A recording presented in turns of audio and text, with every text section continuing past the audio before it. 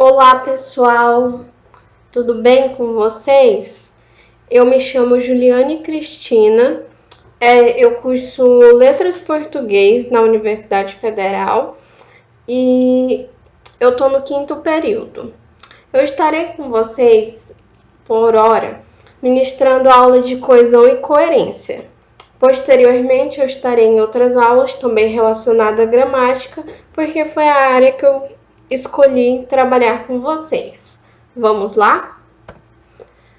Antes de começar com coesão e coerência, eu quero inseri-los num contexto em que vocês entendam que a coesão e coerência está dentro de os fatores, que justamente esses fatores da textualidade.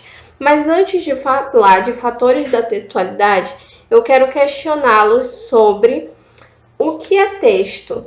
Para vocês, o que é um texto? Como que pode ser considerado texto? Eu vou explicar para vocês a minha visão do que é um texto através da corrente da corrente literária, né? Da corrente teórica que eu trouxe, que também é embasada em todos os conceitos que eu trouxe para vocês de coesão e coerência. Os autores são o mesmo. Então, assim, para mim e esses correntistas, o texto é todo tipo de comunicação que é transmitido uma mensagem. Pode ser verbal, pode ser não verbal, pode ser um texto escrito, como também pode ser um texto oral. Por aí vai, né? Por exemplo, uma vaia é um texto para você? Aquele som que faz na plateia de um show, de um jogo de futebol. Uma vaia é um texto?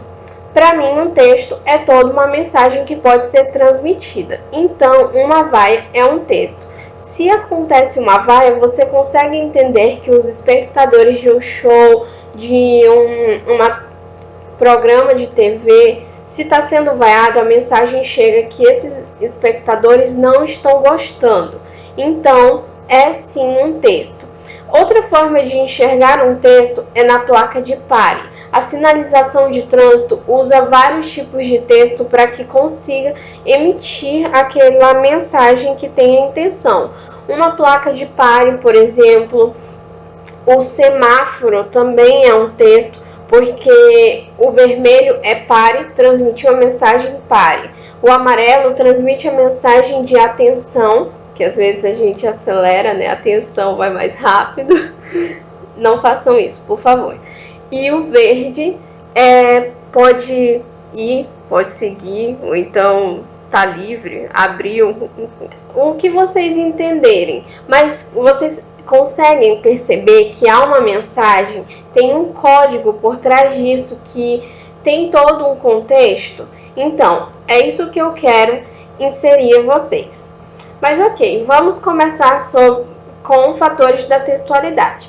Como eu já falei, fatores da textualidade, ele tem os seus próprios elementos. E vocês precisam entender que não é só juntar algumas palavras aleatoriamente que vai transformar num texto. Não vai. E é de acordo com esses fatores da textualidade que vocês vão conseguir identificar o que é um texto, o que não consegue ser um texto, e está dentro desses fatores a coesão e a coerência.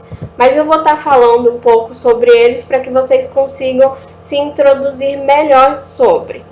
Ok, vamos falar. Temos a intencionalidade.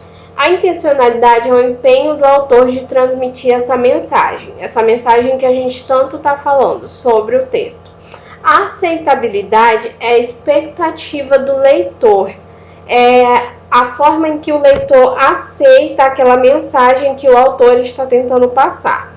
A situacionalidade é o meio que está sendo passada essa mensagem e a forma que está sendo passada, a comunicação e tudo mais. Assim como eu já expliquei sobre o semáforo, sobre uma placa de pare, uma vaia ou até mesmo uma redação ou um romance, tudo isso é considerado como texto e cada texto tem a sua situacionalidade. Vamos lá, temos também a informatividade. São os dados agregados pelo autor que é esperado pelo leitor.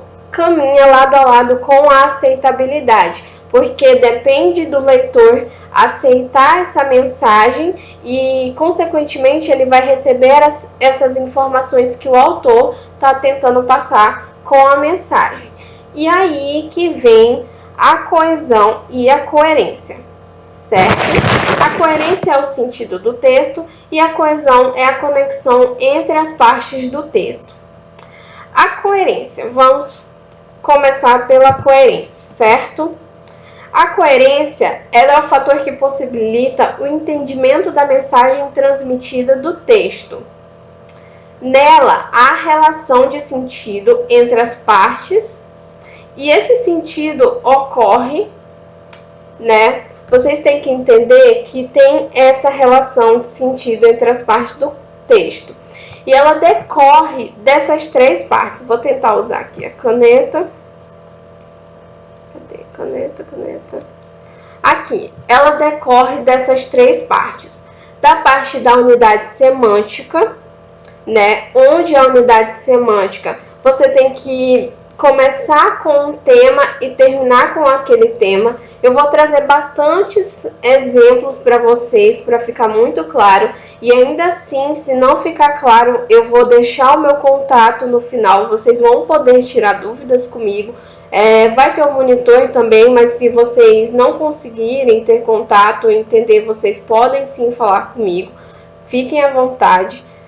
Antes de prosseguir essa aula também, quebrando um pouco de raciocínio, eu quero que vocês entendam que eu estou no 5º período, então eu estou aprendendo junto com vocês. A minha diferença de vocês é só que eu estou alguns passos a mais, então vocês precisam entender isso, né? Porque tá todo mundo aprendendo junto nesse projeto. E a intenção é ajudar vocês, mas vocês também estão nos ajudando. Ok, vamos lá. A coerência, ela tem a sua unidade semântica, em que tem o tema central, tá bem retinho, né? Porque eu tô com o mouse. Eu acho que vai até fazer um barulho horrível aqui, vou tentar não usar. E aí tá. Também ela decorre a progressão temática, onde você precisa ver o seu texto evoluir, né? Como assim, professora? O texto tem que evoluir. Você precisa adicionar informações novas para que o texto evolua. Você primeiro conceitua, depois você vai para a causa, depois vai para o efeito, depois coloca uma intervenção lá na conclusão. É isso que acontece na redação. E também vocês não podem quebrar essa progressão temática aleatoriamente. Por quê? Porque você também não vai colocar uma intervenção sem saber do que está falando, né, galera? Então, vocês vão perceber como que pode acontecer um problema nessa progressão temática com os exemplos que eu vou trazer.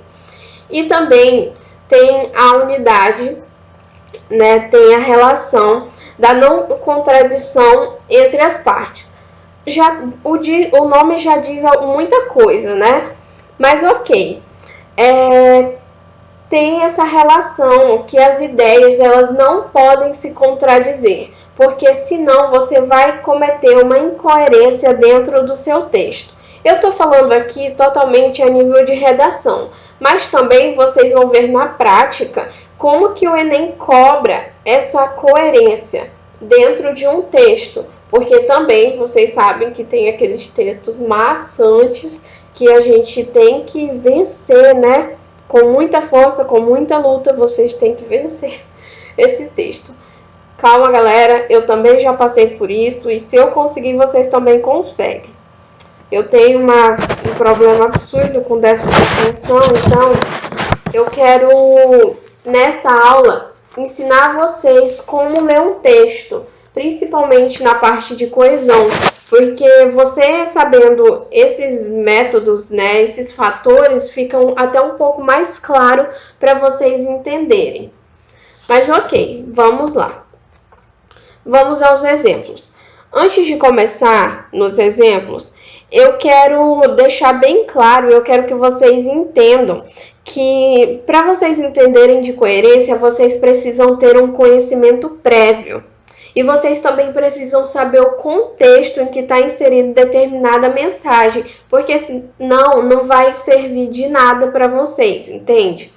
Então, assim, é muito importante que vocês saibam e tenham conhecimento do mundo e de tudo, sabe? Antes de vocês serem inseridos dentro de um texto. É por isso que eu já vi alguns professores, meus professores mesmo falavam que é importante ter esse conhecimento de mundo, porque para ter esse conhecimento prévio. Tudo bem? Ok, vamos seguir. Eu estou nervosa, é a primeira vez que eu estou fazendo isso, tá bom? Espero que vocês gostem, que eu fiz com muito carinho. Mas ok, vamos falar do exemplo 1. Lendo assim, o exemplo 1, depois do tango, chegou a vez do fado na Arábia. Vocês vão ficar perdidos porque vocês não sabem, umas pessoas, né? Não tem o conhecimento prévio de onde vem o tango, não tem conhecimento prévio do que é o fado e tem a Arábia, que sabe que é algum lugar do mundo por aí. Mas se eu contar para vocês uma história, primeiramente, se eu inserir vocês, né, trazer um conhecimento prévio que o tango é da Argentina, é uma dança da Argentina. O fado é de Portugal e na Arábia realmente é um lugar no mundo. E colocar vocês, inserir vocês em um contexto, vocês vão entender muito melhor essa frase. E aqui vai o contexto. Em alguns anos da vida aí, algum ano da vida, estava acontecendo uma Copa e aí o narrador lá do futebol, é narrador que chama? O narrador, estava falando lá, o Brasil ganhou a Argentina e ia jogar com Portugal, lá na Copa que estava acontecendo na Arábia. Agora fica mais claro para vocês, não fica? Que depois do tango, depois da Argentina, ou seja, o Brasil dançou com a Argentina, ou a Argentina dançou para o Brasil, ia chegar a vez de Portugal, que também ia dançar lá na Arábia. Isso daqui é uma interpretação que eu consigo trazer para vocês. Mas por quê? Porque eu tive um conhecimento prévio disso e porque eu fui inserida nesse contexto. Eu consegui sacar esse contexto para vocês. Então, é por isso que eu digo, é importante estar inserido em vários contextos, estar ciente, ter conhecimento prévio de mundo e ok. Eu pensei em várias piadas infames aqui para contar, mas eu não vou contar porque eu não quero ser a palhaça que fica rindo sozinha. Mas ok, vamos ao exemplo 2.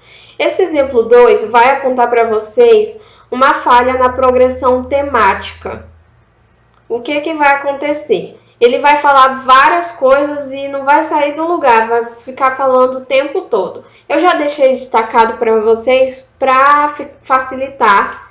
Eu não sei se a cor ficou ruim, mas se ficar ruim para vocês, não tem problema, eu troco lá no slide quando vocês tiverem acesso, porque eu vou disponibilizar.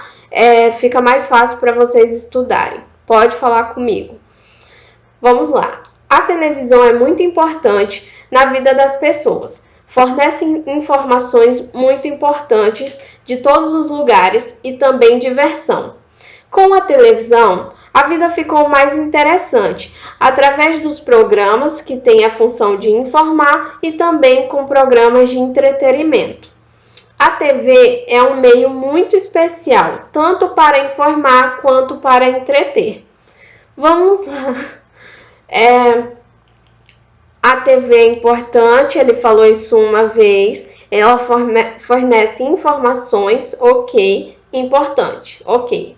TV é importante, de todos os lugares, e também tem diversão, né? Então, assim, ele já falou que a TV é importante, ele já falou que traz informação e que também traz diversão. Aí, de novo, ele volta falando que a vida ficou mais interessante, ou seja, que teve mais diversão e que através dos programas a TV pode informar, mas ok, ele também já falou isso. E também com programas de entretenimento, que também é interessante, que também é diversão. E aí ele tenta fazer uma conclusão aqui que falou e não falou nada, que a TV serve para informar, assim como ele já falou, e para entreter, que também já falou. E também eu esqueci de grifar aqui, mas esse especial aqui é uma tentativa de falar que a TV também é muito importante. Vocês conseguem perceber que o texto não evoluiu, ficou estagnado, não entrou dados, não foi agregado dados nesse texto e ficou redundante, não saiu do lugar. Então é preciso tomar cuidado com isso, de estar repetindo informações, buscando outras palavras. Você precisa mesmo repetir essa informação? Talvez sim, mas tem que ter um intuito para isso, né? E vamos lá. Aqui tem dois exemplos em que tem problema contraditório. O primeiro é: eu matei, mas não tive alternativa. Ou eu matava ou eu morria. Ele fala que não teve alternativa, mas na verdade ele traz duas alternativas. Esse ou aqui é uma conjunção alternativa, certo? E por mais que para ele não fosse uma alternativa morrer, dentro do discurso dele é uma alternativa. Vemos aqui explícito duas. Na mente dele não era uma alternativa, na mente dele era só matar a alternativa. Mas sim, morrer também é outra alternativa, ok? Por isso que está contraditório. Esse daqui, novamente eu venho reforçar nesse exemplo que o conhecimento prévio é importante. Então entendam, galera, quando se diz você precisa ter conhecimento de mundo, busque nos pequenos detalhes, porque é nos detalhes que a gente é pego na mentira e que se você não conseguir sustentar, você cai e se lasca todo. Então vamos lá. A casa da minha avó tem uma enorme varanda voltada para o leste. Gosto de ficar na rede apreciando o sol se pôr. Meu querido, se você não tem o conhecimento prévio que o sol, na verdade, ele nasce no leste e não se põe, você não vai conseguir captar a contradição dessa frase, entende? Ou ele tem uma varanda voltada para o oeste, que é onde o sol se põe, ou ele fica apreciando o sol nascer. Os dois não dá, entende? Então é a importância do conhecimento prévio, de ter essa noção de geografia. Você também vai para a ciência, então você precisa saber de todas as áreas. Infelizmente ou felizmente, o Enem cobra todas essas categorias. Aqui vai ter uma quebra na unidade temática. Eu não vou ler a redação de vocês, porque o intuito não é ficar analisando redação aqui, até porque vocês têm tutores para isso. E eu quero que vocês percebam como é quebrado uma unidade temática. Aqui tem uma redação visivelmente falado que fala, né, sobre imigração ilegal, tem imigrantes ilegais e bababá. Se eu não me engano, essa redação é de 2012, na época que os haitianos estavam chegando aqui. Então, é antiga, mas dá para usar. E aí, do nada, o ser humano, ele simplesmente decidiu, tá bem retinho essa seta, ele simplesmente decidiu falar sobre uma receita de miojo, do nada. Na época o Enem ainda não previa isso e aceitava isso, inclusive ele não zerou a redação, ele perdeu uns 500 pontos só aí, fora os outros, né? Mas hoje o Enem já não aceita mais. Mas ok, vou ler aqui. Para não ficar muito cansativo, vou agora ensinar a fazer um belo miojo. Ferva 300 ml de água em uma panela. Quando estiver fervendo, coloque o miojo, espere cozinhar por 3 minutos, retire o miojo do fogão e misture bem e sirva. Vocês percebem que há toda uma discussão sobre imigração ilegal e do nada ele quebra isso aqui, fica totalmente vago e vazio. Ok, aqui é um exemplo esdrúxulo do que pode acontecer, do que esdrúxulo que aconteceu, né? Mas vocês têm que entender que se você começar a falar sobre violência, provavelmente, com certeza, na conclusão você também tem que estar aliado à violência ali, falando sobre a violência. Inclusive, se eu estivesse dando aula de redação, eu diria que tem que retomar lá no início, na introdução, para que consiga ficar bem claro e conciso as ideias da conclusão. Mas como isso não é aula de redação, fica uma dica para vocês só, né? Ok. Então, vamos lá. Eu deixei o assunto sobre coerência super breve, porque a incidência de questões no Enem de vocês não é tão grande assim. Eu vi muitas questões sobre a coesão, então eu preferi falar mais sobre ela, trazer todos os mecanismos e tratar mais dela, porque é algo que eu acredito muito que no ensino médio de vocês não seja algo tão recorrente, né, falando sobre. Eu tô perdendo minha voz aqui, mas a gente vai conseguir. Então tá, a coesão. A coesão, ela acontece quando há a correta utilização das palavras para ligar as frases, os períodos e os parágrafos do texto.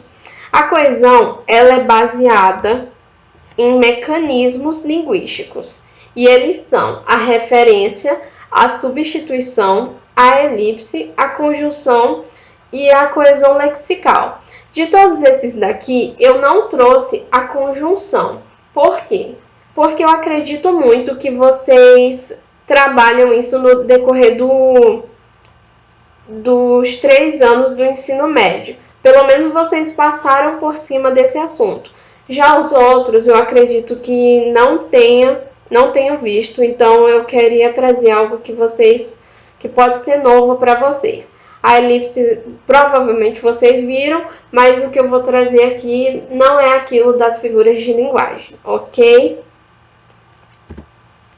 Vamos lá. A referência, ela é o item da língua que não pode ser interpretado por si mesmo e remete a outros itens para ser entendida. Ok. Ela pode ser isofórica ou endofórica. Onde a isofórica você vai procurar a referência fora do texto e a endofórica você vai procurar a referência dentro do texto.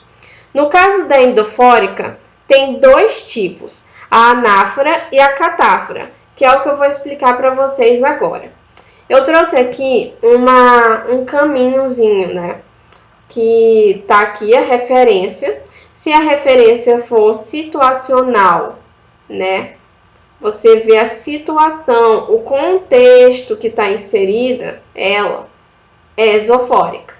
Se ela for textual, se você for procurar ela dentro do texto, ela é endofórica, né? E aí, agora eu vou ensinar. O que precede é a anáfora e o que se segue é a catáfora. Calma, não surta, porque eu trouxe os conceitos aqui, eu trouxe bastantes exemplos, então vocês vão conseguir entender bem. Até o final dessa aula, vocês vão estar cheios de exemplos. Antes de começar a falar dos exemplos, eu não falei, mas eu deixei todo esse material aqui, já com os exemplos e tudo, lá no Drive, onde vocês estão tendo acesso, né? Então, assim, vocês podem acessar lá e acompanhar por lá, porque ficar copiando exemplo eu não acho legal. Eu também estudava e eu também sentia que eu perdia muito tempo copiando. Quem gosta de copiar, tudo bem. Quem não gosta, pode acompanhar. Quem gosta de copiar, pode copiar por aqui mesmo. E lá tem até mais exemplos, né? Ai, meu Deus. Meti aqui. Enfim, vamos falar da anáfora. A anáfora é quando o mecanismo recupera outro mecanismo, ok? Vão ficar perdidos? Vão. Nessa explicação eu não consigo trazer um conceito mais amplo para vocês. Mas assim, ele vai recuperar outro mecanismo. Vamos ver aqui nos exemplos. Mariana comprou um carro novo. O veículo é o lançamento do ano. Nesse exemplo, para ele não repetir a palavra carro, ele usou o hiperônimo veículo, entende? Eu até coloquei uma setinha aqui, gente. Eu aprendi a colocar essa seta. Eu fiquei um nojo. Nem sei se eu coloquei certo, mas ok. Então, assim, ó. Para ele não repetir, para não colocar Mariana comprou um carro novo, o carro é lançamento do ano, ele usou o hiperônimo, entende? Para se referir, para se remeter. Ok, o veículo, e era para ser a seta ao contrário, mas eu lembro que eu não sabia virar ela. Só depois que eu estava terminando o slide eu descobri como é que virava, eu acabei deixando aqui. Mas o veículo está se referindo ao carro que foi anteriormente já citado. É isso que a Nafra faz. Ela se refere àquilo que já foi citado. Aqui no segundo exemplo também, o doutor está de férias. Ele, um pronome relativo, certo? Só retornará aos atendimentos no próximo mês. Eu também coloquei setinha nele, tá? Então, aqui, ó, ele retomou ao doutor, entende? Vocês conseguem ver isso? Que para não repetir o doutor novamente, ele coloca um pronome do caso reto. É isso que se faz. A gente vive procurando, né, algo para substituir. Eu lembro da minha época da redação. Tá, eu vou trazer um conceito aqui para vocês que provavelmente não tem no ensino médio. Pelo menos eu estudei no ensino médio, tanto no particular quanto no público, e eu não vi isso. Mas eu acho importante para vocês entenderem. A ilha anafórica. Na parte do conceito, é difícil explicar para vocês, então nos exemplos eu vou fazer o máximo para que vocês possam entender. Mas assim, eu vou até ler aqui. É apenas possível remeter a entidades superficiais, nunca a entidades não recobráveis. É basicamente dizendo que não pode remeter a entidades que ainda não foram citadas no texto, por mais que no subconsciente exista essa entidade. Por exemplo, aqui, né? Os pais de Pedro morreram. Ele os amava. Será que eu coloquei setinha? Coloquei. Ele os amava muito. Os quem? Ele, os quem? Os pais de Pedro, certo? Não tem como esse os se remeter a Pedro, porque está no plural. E Pedro está no singular, que é só uma pessoa, né? Então, automaticamente, é os pais de Pedro. Mas vejamos o que acontece no segundo exemplo que eu trouxe aqui. Pedro é órfão. Ele os amava muito. Os amava quem? Por mais que Pedro é órfão, não foi colocado na frase em que tinha os pais do Pedro. Não tem, entende? Não tem como se remeter a alguém que não foi citado na frase antes. E o Enem, ele brinca bastante com isso. Ele vai trazer... Eu separei uma bateria de exercícios com vocês. Também no final vou resolver alguns exercícios com vocês. E assim, não tem como, entendam. Por mais que eu entenda, Pedro é órfão, automaticamente ele perdeu os pais, não tem como, porque aqui não apareceu esses pais, assim como não apareceu. É diferente do primeiro exemplo, que os pais do Pedro aparece explicitamente, entendido? Não vamos viajar. Vamos lá. Vamos para a catáfora, né? A catáfora, ela é diferente da anáfora por questão da posição do referente. No lugar de vir antes, assim como vocês podem ver aqui, o referente é o carro, o referente ao carro, e depois, para não repetir, ele retoma com o hiperônimo, que eu também vou explicar para vocês, só que em outra aula. Então, assim, ele retoma com o hiperônimo o carro, para não repetir. Aqui também, com o pronome reto, né, ele retoma o doutor. Diferente disso é a catáfora, porque ele não retoma o que vem antes, ele vem depois, o referente vem depois. Por exemplo, aqui, ó, só desejamos isto, férias. Eu consegui colocar a setinha aí. Só desejamos isto. Isto o quê? Vai vir o que ele deseja depois, entende? Férias. É isso que ele deseja. Vem depois desse referente. Esse daqui é o referente. Esse daqui é o elemento coesivo, que vocês vão ouvir bastante, né? Elemento coesivo. Qual é o elemento coesivo? Bababá. Nas questões cai e com certeza vai cair no Enem, porque é muito recorrente isso. Então tá. Um outro exemplo que eu posso dizer é aquele do Faustão, sei lá, o Faustão. Qualquer esses programas de TV aí que tem, né? Aí o Faustão tá lá falando: agora, lá vem ele, o gostosão, o bonitão, o, sei lá, o cheirosão. Lá vem ele entrando no palco. Ele tá usando da catáfora porque ele tá anunciando alguém que vai entrar, tá falando as características desse fulano de tal e depois vai aparecer o referente, entendeu? Quando ele aparecer, ele é o referente, sei lá, o bonitão, o gostosão. Pensa alguém aí bem gostosão que vai entrar lá no Faustão e ele é o referente que vai entrar, ok? Nem sei se eu podia estar falando isso, mas vamos lá.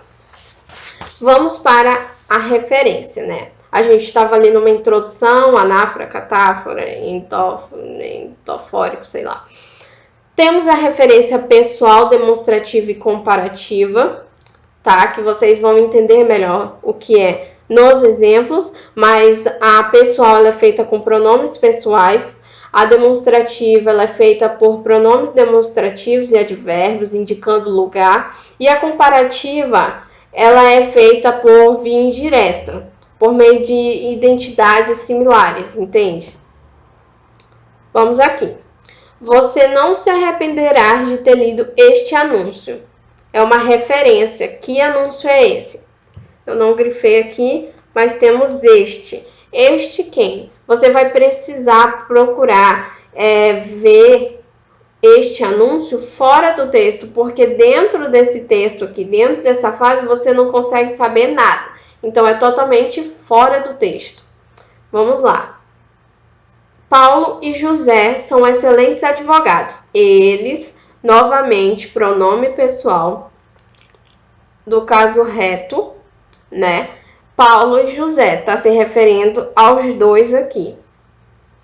E tem realizar a todos os seus sonhos, menos este. Este qual? Vai anunciar agora o de entrar para a academia. Referência demonstrativa catafórica, ok? Substituição. Gente, é muito chato tá gravando essa aula para vocês e não ter essa comunicação, porque eu fico pensando aqui, será se eles estão com dúvidas? Será se tá tudo certo? Será se tá muito rápido, muito devagar? Eu tenho que explicar mais, conceituar, trazer mais exemplos, porque eu fico preocupada, né? Se vocês estão aprendendo ou não. Mas é assim mesmo, a gente vai conseguir superar isso e ok, né? Vamos falar da substituição. O que é a substituição? Como o nome já diz, né? Ela substitui um item no lugar do outro. Só parece um pouco com a referência, né? Mas a substituição, ela é usada no lugar da repetição de um item inteiro.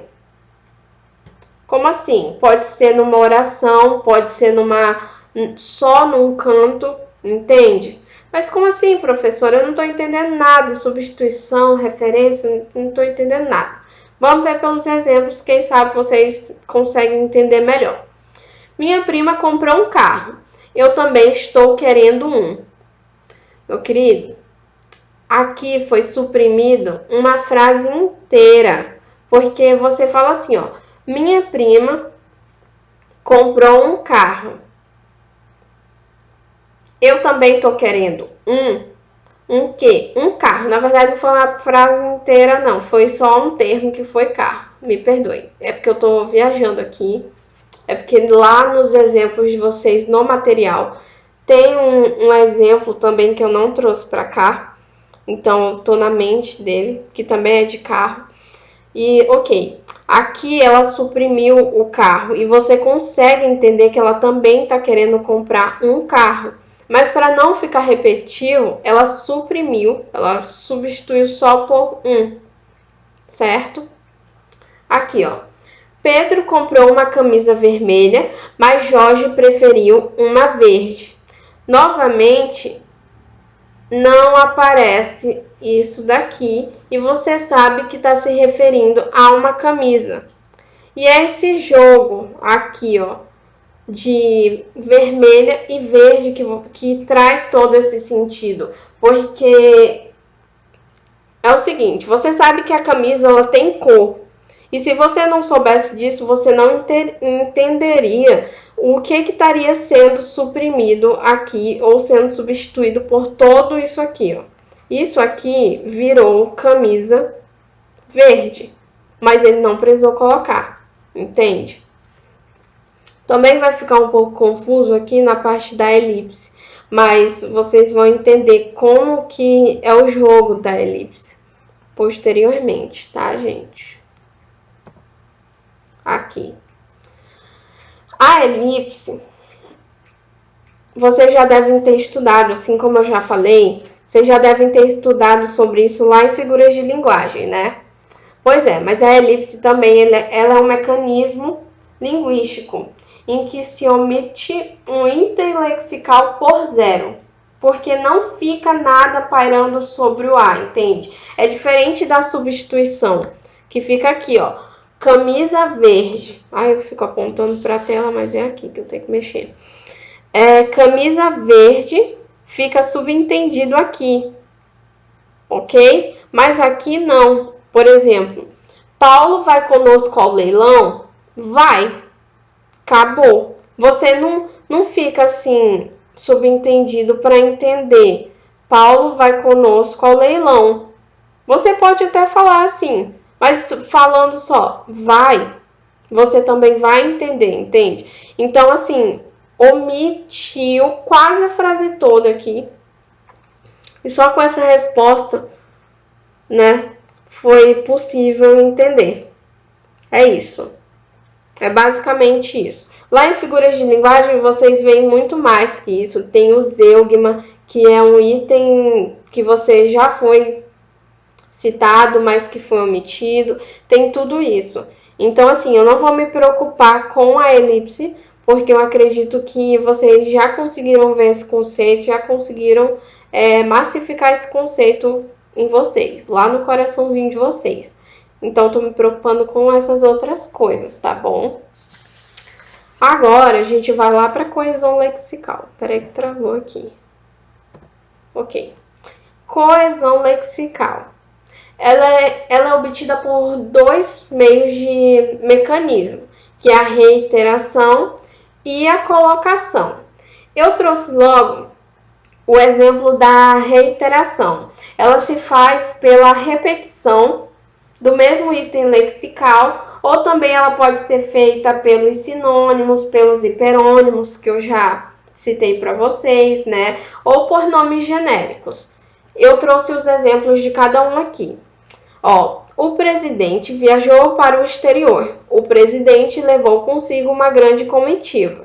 Aqui, o autor optou por repetir o mesmo item lexical. É ideal? Não é ideal, mas ele quis e pronto. Então, tem o mesmo item lexical. É a reiteração disso, entende? O presidente viajou e o presidente levou consigo e ele prosseguiu no texto.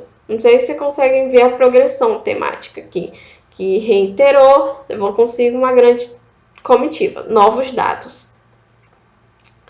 Vamos lá. O avião ia levantar voo. O aparelho fazia um ruído ensurdecedor, hiperônimo. Ok? Não sei se vocês sabem o que é hiperônimo, mas é quando se tem, por exemplo, uma espécie e não sei o que dizer. É do macro para o micro, hiperônimo, e o hipônimo, que é o oposto, é do micro para o macro. Tô dando uma breve aula aqui, mas eu sei que a próxima aula também, eu acredito que tá comigo e eu vou estar explicando melhor isso. Mas assim, ó, por exemplo, aparelho é o macro e avião é o micro, ok? Aparelho designa o gênero de que avião é a espécie. Chique, né? Aqui falou tudo que eu queria falar. Mas ok, eu acredito que vocês entenderam. Certo, certo. Vamos prosseguir, ok?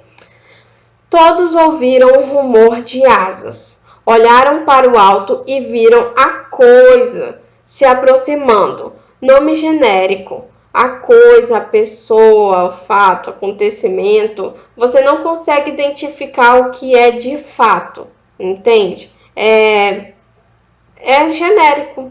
Então, assim, você substitui por isso e não se compromete com determinar o que é de fato, ok? Ok. E agora, por último, a gente vai falar sobre a colocação ou contiguidade. Consiste no uso de termos pertencentes ao mesmo campo significativo. Como assim, professor, o mesmo campo significativo? Eu vou primeiro falar aqui esse exemplo, e aí eu vou trazer um outro exemplo aqui que eu sempre trago na minha mente, eu não sei porque eu não coloquei, mas ok. Houve um grande acidente na estrada.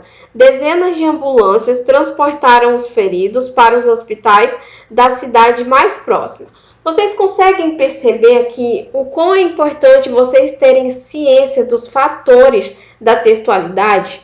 Porque aqui, ó, tem a mensagem transmitida pelo autor e tem a aceitabilidade, tem a situacionalidade e tem a... Como é que chama, gente? Que eu esqueci o nome lá. Tem o nome lá. Tem a outra aí também.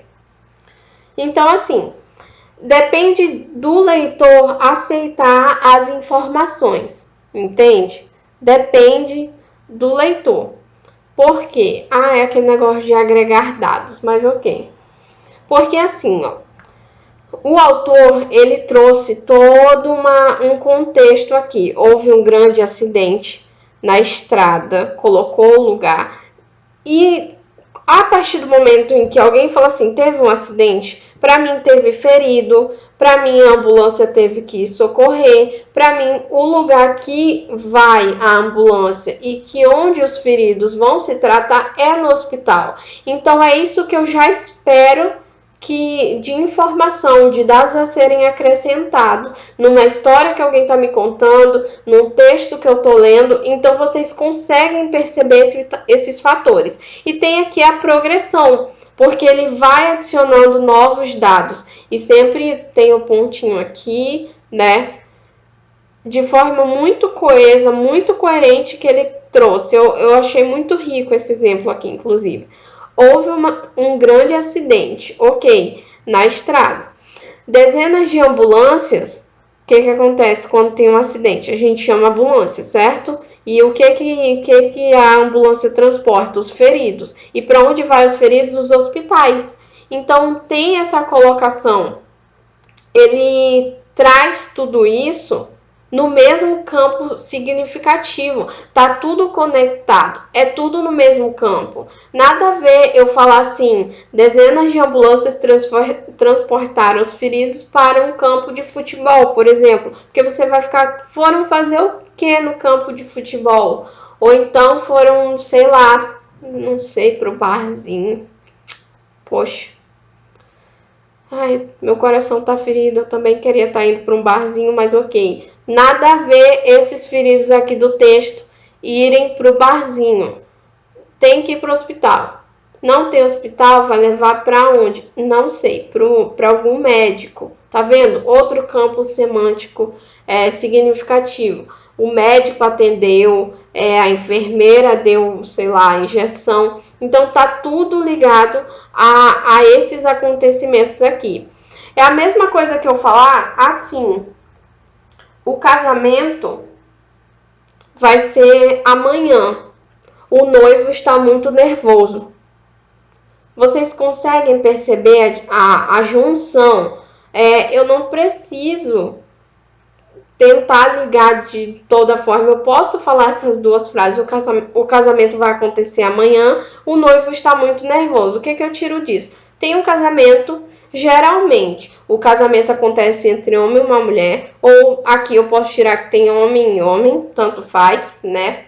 Hoje em dia, graças a Deus, pode acontecer tudo isso. E aí, ok, me perdi aqui nas minhas viagens. Ok, vocês conseguem perceber que tem o mesmo campo semântico e significativo? Queria poder escrever aqui, mas vai fazer um barulhão e também tô com o mouse. Tem o mesmo campo significativo de casamento. Um casamento ou geralmente tem uma noiva ou tem um noivo. O casamento também tem um bolo. O casamento tem geralmente um padre, um pastor. Então, assim, tudo no mesmo campo significativo. É isso. O que eu quero que vocês saibam para o Enem é isso. Porque nessa parte de coesão e coerência é bem recorrente isso aqui. A gente vai tentar. Então é isso, pessoal. Eu iria trabalhar questões com vocês, mas eu vou deixar para o monitor porque o vídeo vai ficar muito grande. E eu espero que todos fiquem bem. Eu espero que todos estejam vendo esse vídeo bem, né? Então, o que eu queria passar para vocês, eu espero também ter conseguido. E se eu não conseguir, tá aqui as minhas informações, tem o meu nome, tem a minha conta do Instagram, vocês podem e são livres para mandar direct para mim. Tem o meu e-mail também, para quem não se sentir à vontade de mandar um direct, pode mandar lá no e-mail, julianemvenancio@gmail.com, sem o acento mesmo, tá? E fiquem com a imagem do meu cachorrinho, a Liza, é uma idosinha muito fofa, que depois dessa aula tão grande, tão intensa, vocês merecem, ok? Para mais fotos de cachorro, assistam a próxima aula. Eu espero todos vocês na próxima aula. Se tem alguma crítica, alguma coisa, manda na DM, por favor, sem muito ódio, porque eu fiz com muito amor e carinho, ok? Obrigada a vocês pela oportunidade, por me escutarem até o final. Eu acho isso incrível. Beijos. Fiquem todos bem.